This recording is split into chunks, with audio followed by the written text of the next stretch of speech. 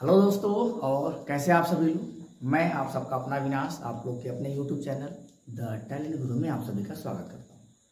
आशा करता हूं दोस्त आप सभी लोग अच्छे होंगे, मस्त होंगे, खुश होंगे, बिंदास होंगे और आप लोग की पढ़ाई भी बेहतर तरीके से चल रही होगी। जैसा कि आप सभी लोग जान रहे हैं कि मैं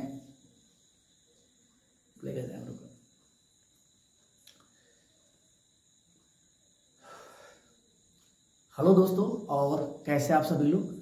मैं आप सबका अपना विनाश आप लोग के अपने YouTube चैनल द टैलेंट गुरु में आप सभी का स्वागत करता हूँ। आशा करता हूँ दोस्त आप सभी लोग अच्छे होंगे, मस्त होंगे, खुश होंगे, बिंदास होंगे और आप लोग की पढ़ाई भी बेहतर तरीके से चल रही होगी। जैसा कि आप सभी लोग जान रहे हैं कि हम लोग जो है कि इस समय लगातार सिलेबस के ऊपर बात कर रहे हैं। हम पहले क्लास 12 के सिलेबस के बारे में पूरा डिस्कस किए कि क्लास 12 के केमिस्ट्री में क्या क्या आपका इंपॉर्टेंट है और किस किस साल में पूछा गया है।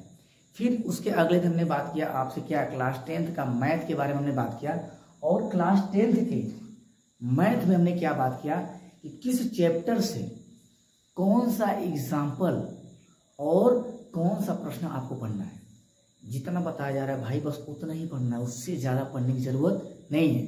अगर मैं बताया हूँ आपको मैथ में कि फला चैप्टर का फला क्वेश्चन आपको एग्जाम्पल करना है, इसका क्या करना है, क्वेश्चन करना है। देख लेना जब आपका एग्जाम होगा तो सारे क्वेश्चन आपके वहीं से मिलेंगे, सारे क्वेश्चन। इतना कॉन्फिडेंस के साथ मैं क्यों बोल रहा हूँ, मैं इतना कॉन्फिडेंस के साथ इसलिए बोल रहा हूँ क्योंकि मैं काफी दिनों से पेपर को देखा और ये जो भी चीजें बताई जा रही हैं सारा पेपर को ध्यान में रखते हुए बताया जा रहा है।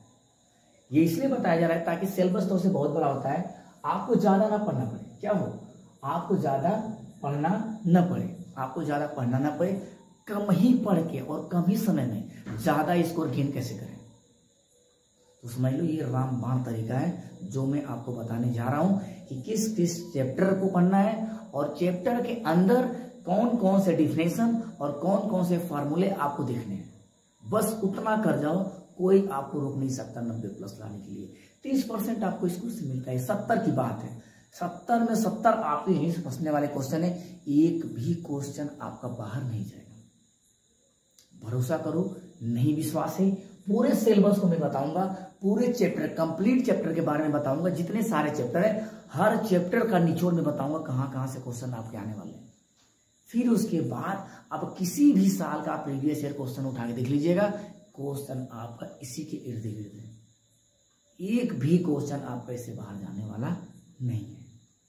मैं हर एक टॉपिक के बारे में बात करूंगा जहां से आपके एग्जाम में बार बार क्वेश्चन बनते।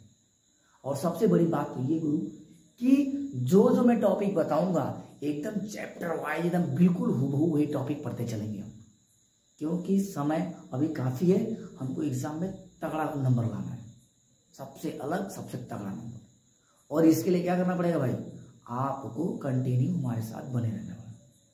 ठीक है, तो चलिए ज्यादा बात ना करते हुए सिलेबस को स्टार्ट करते हैं। आज 50 महत्वपूर्ण टॉपिक्स के बारे में बात की था भैया।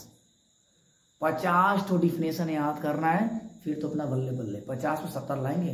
कितना, 50 में 70 लाएंगे। आइए देखते कौन कौन सा।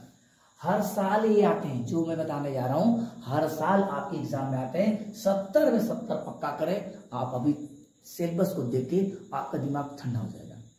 और कुछ है नहीं सिलेबस, कुछ भी नहीं है सिलेबस में। आइए तो ज्यादा बात ना करते हुए हम क्लास को स्टार्ट करते हैं। क्लास 10 साइंस के बारे में बात करते हैं। अध्याय से संबंधित महत्वपूर्ण क्या है, परिभाषाएं और फॉर्मूला। चलो पहला चैप्टर हमारा क्या होने वाला है, पहला चैप्टर आपका होने वाला है, देखिए चैप्टर वाइज हम बात करने वाले हैं। चैप्टर वाइज ना बात करके हम टॉपिक वाइज बात कर रहे हैं। क्या कर रहे हैं, टॉपिक वाइज बात कर रहे हैं। अगर आप चाहते हैं मैं चैप्टर वाइज भी आपको वीडियो बना दूं तो चैप्टर वाइज ही बता देंगे। अगर हमने 50 लिखा है 50 तो 50 का मतलब है 50, 50 का मतलब 50 टॉपिक आपको बताएंगे और वहीं से क्वेश्चन आपके बनेंगे 70 नंबर। दो विकल्प भी बन सकता है, अतिलघु भी बन सकता है, कुछ भी बन सकता है, लेकिन जब भी बनेगा यही से बनेगा। इस चीज से बिल्कुल आप निश्चिंत रहिए।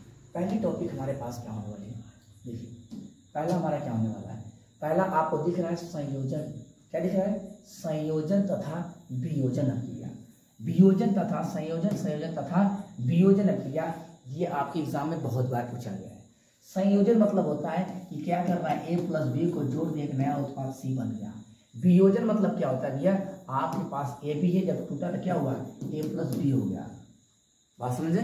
जब मैं बताऊंगा आपको ना, जब इसकी थ्योरी क्लास जब चलनी स्टार्ट होगी, अभी जैसे एग्जाम्पल खत्म होगा,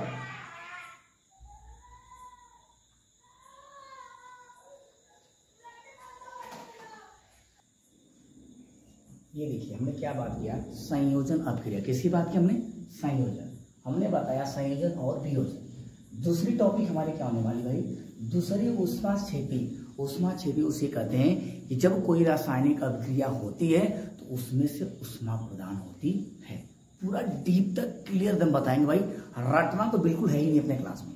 अपने क्लास में चाहे मैथ क्लास हो चाहे वो साइंस क्लास, रटना मना है। बस चीजों को समझना है और समझ के अपने से डिफिनेशन बना के लिखना है, तगड़ा वाला।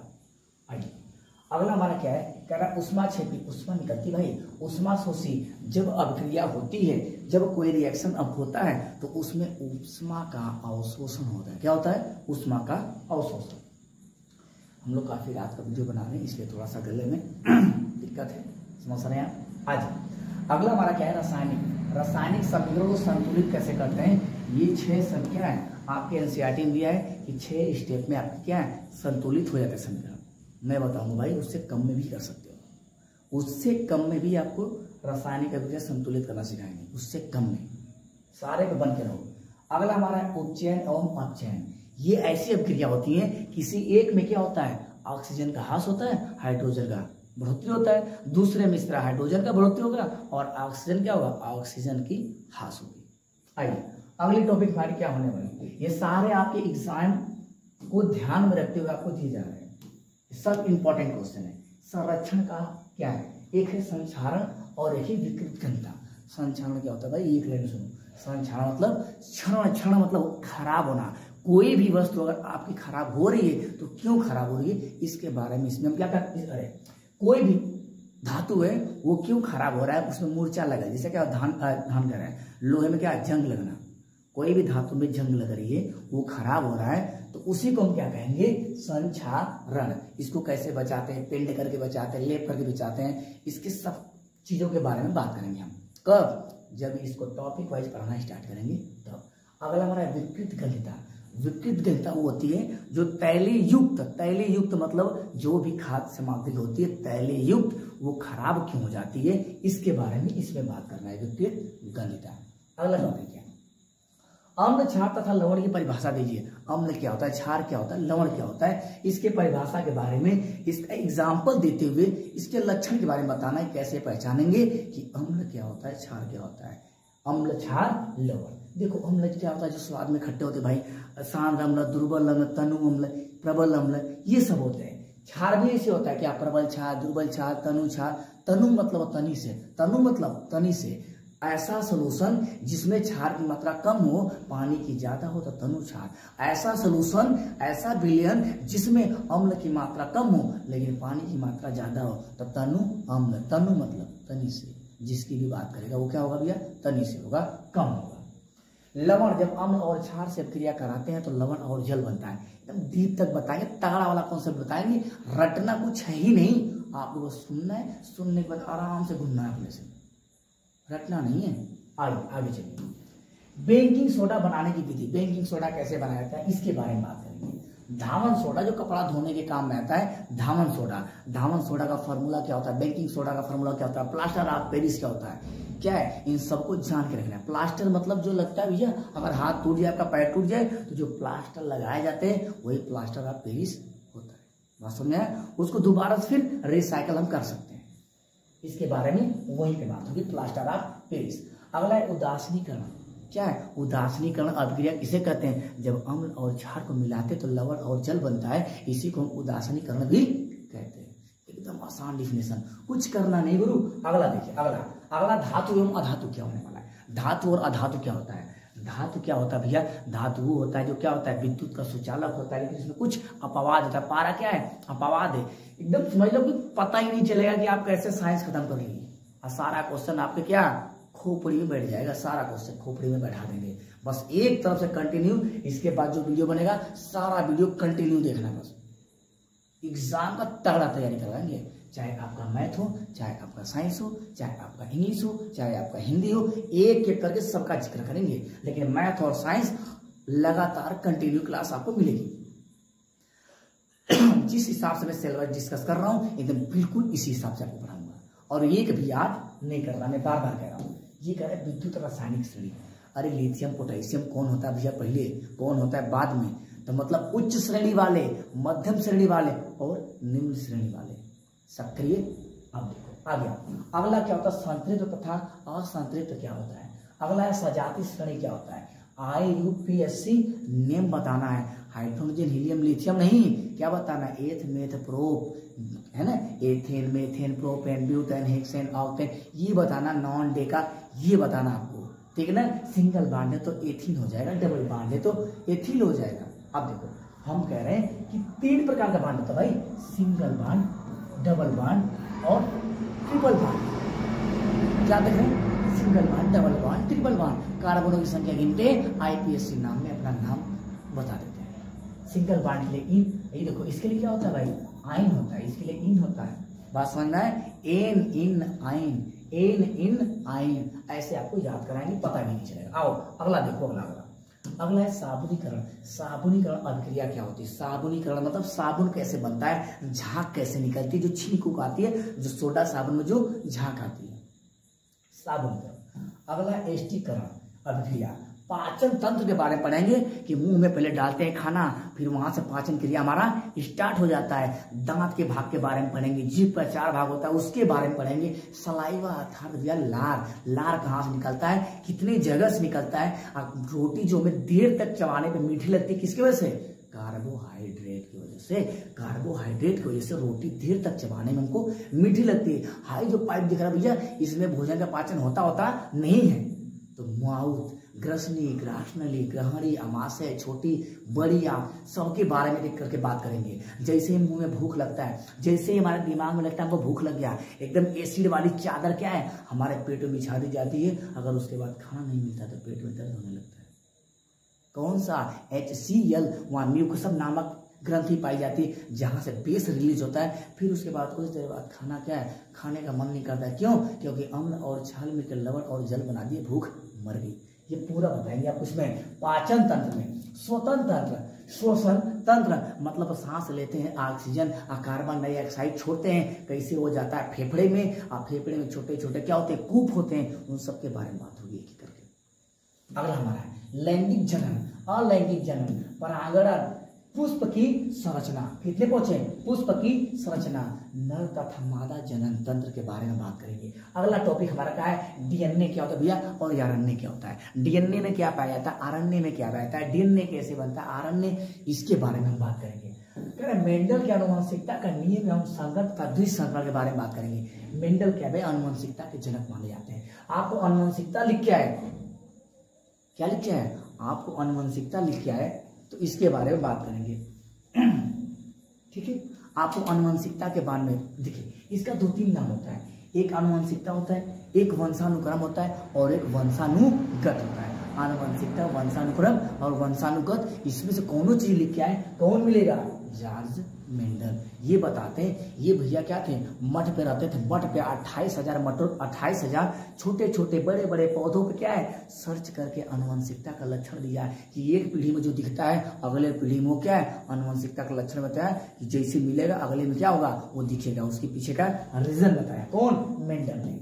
लिंग का निर्धारण की प्रक्रिया कैसे होती है, लिंग की निर्धारण प्रक्रिया कैसे होती है, इसके बारे में हम बात करेंगे। तुमको भैया पता, सबको पता है, क्या पता है, 23वां जोड़ा, क्या 23वां गुणसूत्र जब मिलता है तो लड़का और लड़की होता है। अच्छी तरह पता है कि XX रहेगा तो लड़की और XY होगा तो लड़का। तो लिंग का निर्धारण किससे होगा, मेल से होता है। लिंग का निर्धारण किससे होता है, मेल से होता है। मेल के अंदर जो XY पाए जाते हैं उसी से डिसाइड होता है। अगर XX मिला तो लड़की, अगर X और Y मिला तो क्या, लड़का। तो लड़की का कोई रोल नहीं है कि लड़का क्यों पैदा हो रहा है, लड़की का कोई रोल नहीं है कि लड़की क्यों पैदा हो रही है। वो रोल किसके है, उसके बाप की है, मतलब जो मेल है उसकी है।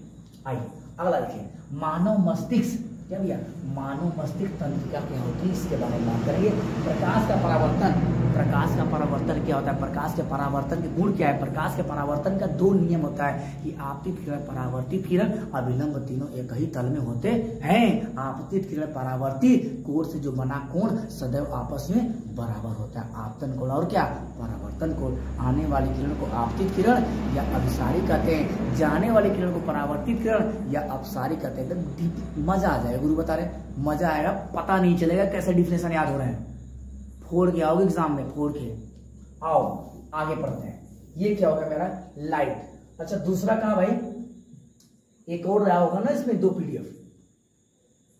अच्छा दूसरा देखते हैं, ये आपका यहां तक हो गया पहला साइंस, ये है आपका दूसरा, ठीक है ना। कहां तक बात हुई, कहां तक कर दिए भाई।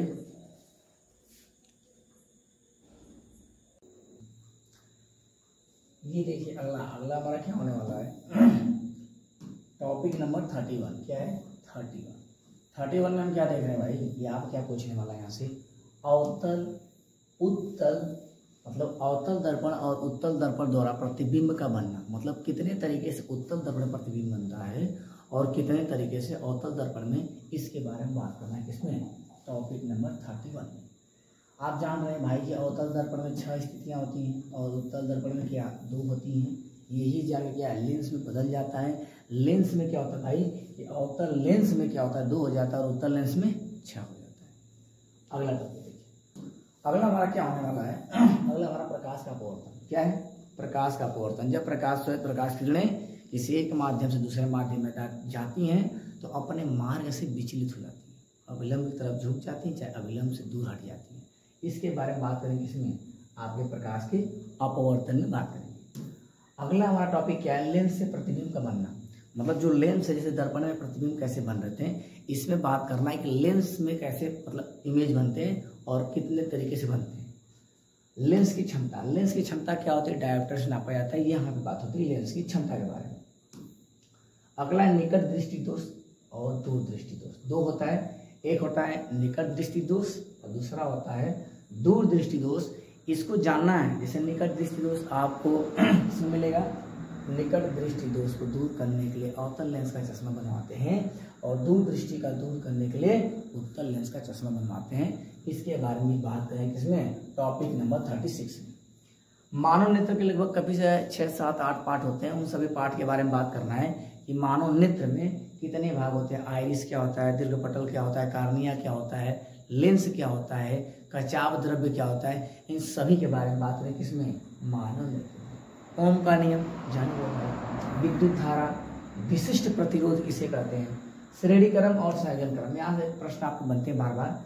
श्रेणी क्रम में कैसे होता है, R1 R2 R3 करके क्या है ऐड करते रहते हैं, और समांतर क्रम में क्या होता है 1/R1 + 1/R2 ऐसे करके इसके बारे में हम बात करते हैं दोनों।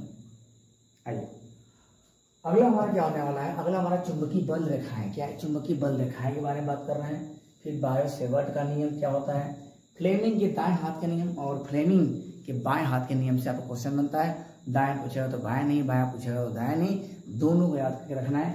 ऐसे हमारा बनता है क्या, अंगूठा, तेल, तर्जनी, मध्यिका। इसके बारे में बात करें किसमें, फ्लेमिंग के बाएं हाथ और फ्लेमिंग के दाएं हाथ। विद्युत मोटर काम कैसे करता है और विद्युत मोटर काम क्या होता है, इसके बारे में बात करना किसमें, टॉपिक नंबर क्या 47 में। 48 में क्या होना भैया, विद्युत जन्य। 49 में क्या होने वाला है, फैराडे का नियम क्या होता है, क्या फैराडे का नियम क्या होता है, इसके बारे में बात करना है किसमें, 50 में 49 में। अब यहाँ फिर बायो वाली टॉपिक आ जाती है, कोजन परत क्या होता है और ऊर्जा के स्रोत क्या क्या होते हैं। मतलब आपके बॉडी को चलाने के लिए ऊर्जा कहाँ कहाँ से मिलती है और प्रथम उपभोक्ता कौन है, द्वितीय उपभोक्ता कौन है, तृतीय उपभोक्ता कौन है, इसके बारे में बात करेंगे। और यहाँ पे जो आपका दिख रहा है ओजोन परत, तो भैया जो हमारी ओजोन परत है, ओजोन परत क्या है, सूर्य से जो पराबैंगनी किरणें आती हैं उनको रोकती हैं। और ये ओजोन परत क्या है, ओजोन परत हमारा धीरे धीरे क्या हो रहा है, खराब हो रहा है, जिससे प्रकाश किरणें डायरेक्ट हमारे क्या है, पृथ्वी पे आ रही हैं। ये अगर प्रकाश की किरणें हमारे स्किन पे पड़ेंगी तो हमारी स्किन क्या करेंगी, खराब कर देंगी। और इसमें ओजोन परत जो खराब हो रहा है उसमें सबसे ज़्यादा योगदान हम ही लोग का है, जो कि हम आप फ्रिज, कूलर, जितने भी ठंडा करने वाले मशीनों का इस्तेमाल करते हैं, उससे जो निकलने वाली गैस है वो ओजोन परत को क्या करती है, हटा देती है, जिससे पराबैंगनी किरणें प्रकाश क्या है, पराबैंगनी किरणें डायरेक्ट हमारे अर्थ पे आएगी। फिर यहाँ पे क्या है, कितना भी क्रीम पाउडर लगाते रहिए, स्किन क्या हो जाएगी, खराब हो जाएगी। ठीक है, तो आप देख पा रहे हैं टोटल 50 टॉपिक के बारे में हमने बात किया। यही 50 डेफिनेशन आपको याद करना है, इसी में से आप क्या एग्जाम में पूरा कंप्लीट, यहीं से आने वाला है, इससे बाहर आने वाला कुछ नहीं है। उम्मीद करते हैं दोस्त चीज़ें आपको समझ में आई होंगी। अगर चीज़ें समझ में आए तो ज़्यादा से ज़्यादा लोगों को शेयर करिए, वीडियो को लाइक करिए, चैनल को सब्सक्राइब करिए। कंटिन्यू क्या है, एक तरफ मैथ का एक तरफ साइंस का, दोनों वीडियो हम कंटिन्यू आपको देते रहेंगे। एक तरफ इंग्लिश ग्रामर का। तो धीरे धीरे क्लासेस स्टार्ट हो रही है, एग्जाम आपका नज़दीक आ गया धीरे धीरे। तो उसके पहले क्या करेंगे, पूरे सिलेबस को यूट्यूब पे क्या करेंगे, रफा दफा करेंगे। लेकिन वही चीज़ रफा दफा करेंगे भाई जो हम सिलेबस में डिस्कस कर रहे हैं, क्योंकि एग्जाम में यही से आने वाला, तो पूरा टॉपिक पढ़ाने से कोई मतलब नहीं है। तो चलिए आज के लिए बस इतना ही, फिर मिलते हैं आपसे नेक्स्ट वीडियो में। तब तक के लिए गुरु धन्यवाद।